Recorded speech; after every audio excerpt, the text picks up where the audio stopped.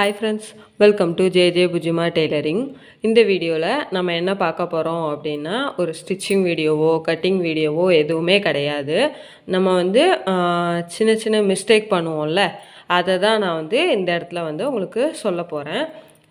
இதெல்லாம் கூட மிஸ்டேக்காக வருமா அப்படின்னா கண்டிப்பாக வர்றதுக்கு சான்ஸ் இருக்குது, இல்லைன்னா சொல்ல முடியாது. அது என்ன அப்படின்னு இந்த வீடியோவில் பார்க்கலாம். ஃபஸ்ட்டு என்ன டிப் நான் வந்து உங்கள் கூட ஷேர் பண்ண போகிறேன் அப்படின்னா, இந்த சைடு ஜாயிண்ட்டு நம்ம பிடிக்கும் இல்லையா, இந்த சைடு ஜாயிண்ட் வந்து நம்ம தைக்கிறோம்ல, இந்த சைடு ஜாயிண்ட்டு எதனாலலாம் அப் அண்ட் டவுன் ஆகலாம் அப்படின்ற காரணத்தை இன்றைக்கி பார்க்கலாம். சரிங்களா? ஃபஸ்ட்டு வந்து நம்ம எல்லாருமே நான் ஆல்ரெடி வந்து சைடு ஜாயின் பண்ணுறது எப்படின்னு கிளியராக ஒரு வீடியோ போட்டிருக்கேன். அந்த வீடியோ பார்த்துட்டு வந்திருந்தீங்கன்னா கூட உங்களுக்கு இன்னும் தெளிவாக தெரியும்.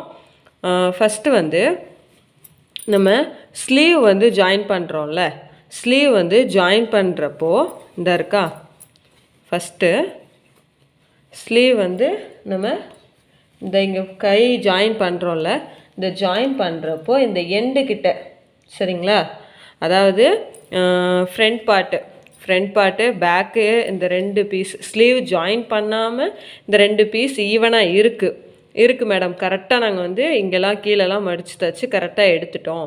ஸ்லீவ் ஜாயின் பண்ணதுக்கு அப்புறம்தான் எங்களுக்கு வந்து சைடு ஜாயிண்ட் வந்து அப் அண்ட் டவுன் ஆகுது அப்படின்னா, நீங்கள் ஃபஸ்ட்டு வந்து கவனிக்க வேண்டியது என்ன அப்படின்னா, நம்ம ஸ்லீவ் ஜாயின் பண்ணுவோம்ல, சைடு தைக்காமல் ஸ்லீவ் இருக்கும்ல, இந்த அளவு ஓகேவா, இங்கே பிடிக்கிற அளவு சேஞ்சஸாக இருக்கலாம்.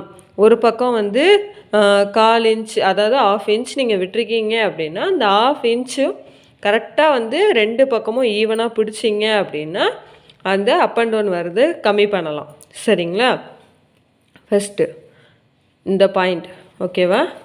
அடுத்தது சைடு ஜாயிண்ட் வர்றது என்ன ரீசன் அப்படின்னா, கீழே வந்து மடித்து தைக்கிறோம் இல்லையா, இப்போ இந்த சாதா ப்ளவுஸில் உங்களுக்கு காட்டுறேன்.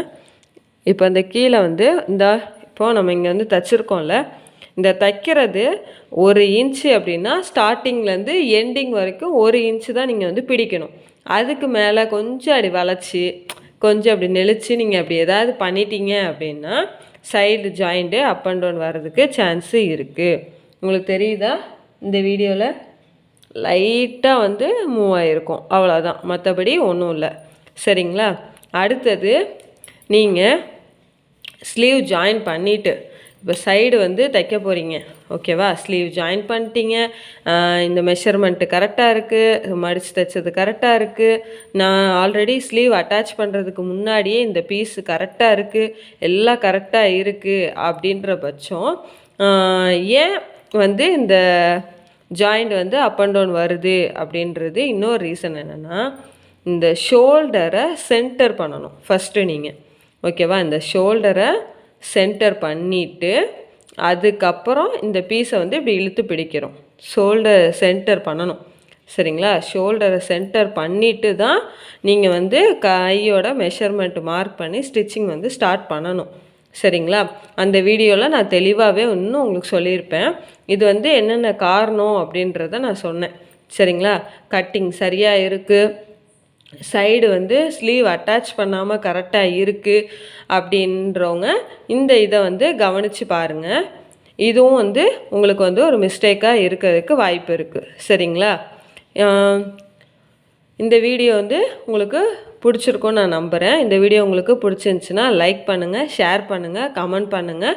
மறக்காமல் நம்ம bujjima டெய்லரிங்கை சப்ஸ்கிரைப் பண்ணுங்கள். உங்களுக்கு ஏதாவது டவுட்டு ப்ளவுஸில் இருக்குது அப்படின்னா அதை கமெண்டில் கேளுங்க, கண்டிப்பாக நான் கிளியராக எக்ஸ்பிளைன் பண்ணுவேன். நான் வந்து இப்போது நம்ம சேனலை வந்து வாட்ஸ்அப்பில் வந்து க்ரியேட் பண்ணியிருக்கேன். அதில் வந்து ஃபாலோ பண்ணுறவங்க ஃபாலோ பண்ணிக்கோங்க. தேங்க்யூ.